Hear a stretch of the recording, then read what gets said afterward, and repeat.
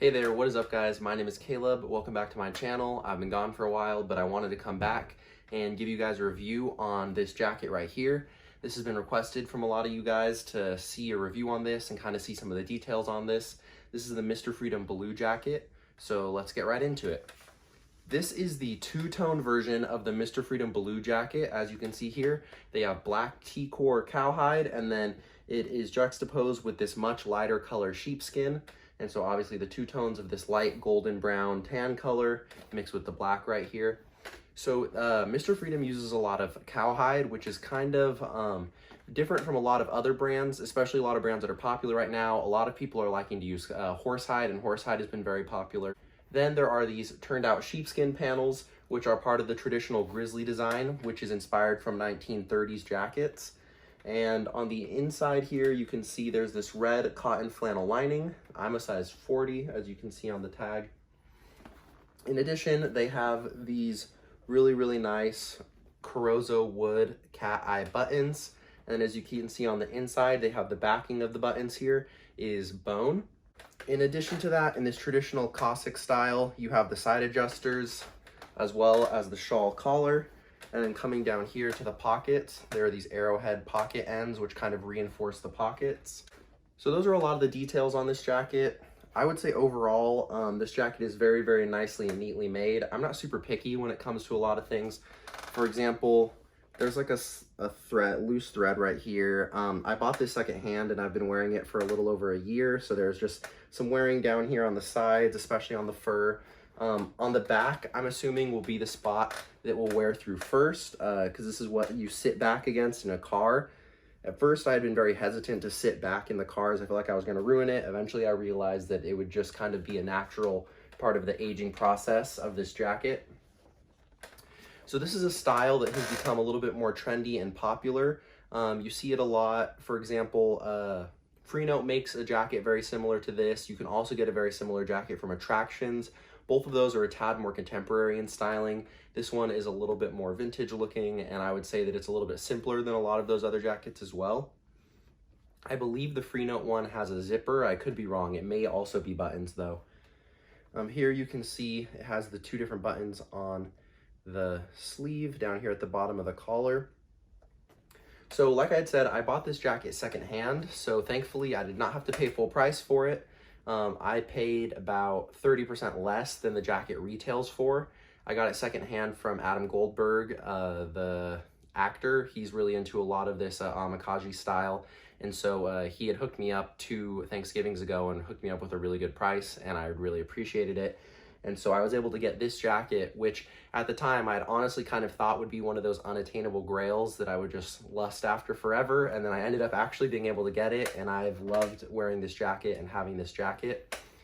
It really is a great statement piece, yet because it's made out of these really nice materials and these really neutral colors, it doesn't actually feel that weird to be wearing it all the time. This is the type of jacket where it definitely turns you into the guy with that jacket. That's something that Dave from the Vintage Future had talked about with his Kanai jacket from Freenote, which is a grizzly jacket as well. He had said, yeah, you become the guy with the furry jacket. And that is definitely true. But obviously this is a pretty loud version. If you were to go and get the all black on black version, it would be a lot more muted.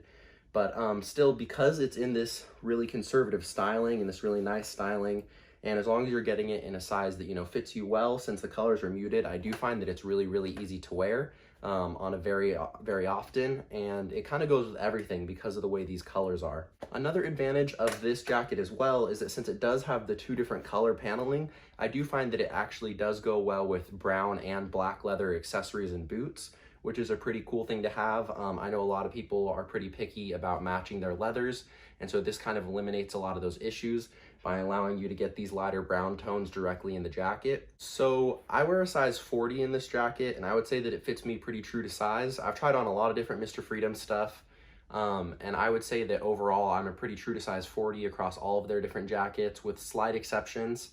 And I feel like this fits me pretty good. In shirts, generally, if I'm looking for a measurement, I'm looking for around 19 to 19.5 inches to accommodate me in the shoulders, which I find to be the most important measurement personally. And so I find that with this jacket, it fits pretty snug on my shoulders, not tight at all, but overall it fits good for a pretty good fit. When it comes to the length in the body, it is a tiny bit longer than I would prefer, maybe by an inch, but really it's not the end of the world, especially because the jacket is so bulky. Having it be a little bit longer to give me a tiny bit of room to put a layer underneath, or just to kind of fill up the volume of this jacket and to make it not look crazy and tight, actually is nice. I definitely would not be able to size down in this jacket because of the shoulder measurement. It would be too small for me. So ultimately having that, I think it's a 25.5-inch length in the size 40. I could be wrong, but overall that size does work pretty well for me as far as the length goes. And I do get a good fit in the sleeves and the chest and everything as well. One thing Dave had talked about in his review, which I definitely agreed with, is that when you have a jacket like this, you can't always nail a lot of the fit on a leather jacket. Maybe something's a little big. For example, this part, the chest is a little big, and I kind of get a little bit of a ripple like this in the chest. But overall, since this jacket is so puffy and it takes up so much space, those little imperfections and ripples actually get hidden pretty well and get covered up. And I find that they don't really bother me at all in the way the jacket actually fits or the way it looks when it's on. So overall, for the retail price of this jacket, it's definitely super steep.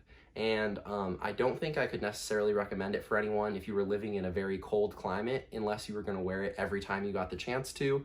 I noticed that I'm maybe wearing it a few dozen nights out of the year here in Southern California, where it really gets cold enough, and even less during the days, especially because most of the time you're just walking from one heated area to another heated area.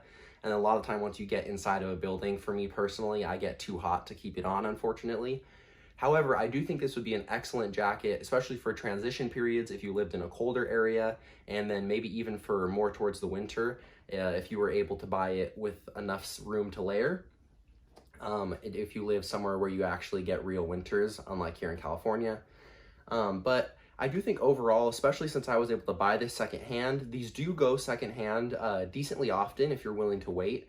I've probably seen maybe half a dozen since I've bought mine about 2 years ago. I've probably seen about half a dozen go up for sale, usually for about, I'd say 20 to 30% less, maybe even more on Grailed or on other websites. You can find them used and secondhand. And because these jackets are so well built, they keep their form really, really well, and they age really, really gracefully as well. When it comes to my aging, the only place you can really see a significant amount of aging, for example, would be here at the bottom. You can kind of see some of the paint has come off, but honestly, it's nothing that really impairs the look of the jacket. Personally, I think it all makes it look nice, especially since this is a T-core cowhide, as the paint does strip off, although that is likely to happen extremely slowly with a jacket like this where you can't wear it all that much. It does kind of just add to the depth and the interest of the jacket. So that was just my quick review of the Mr. Freedom BALOO jacket. I hope you guys enjoyed the video. Some of you guys have been asking to see this jacket, so I wanted to give you a quick update. Sorry I've been away for so long. I'm hoping to get more frequent with some video uploads. Hope you guys enjoyed the video. Have a great day.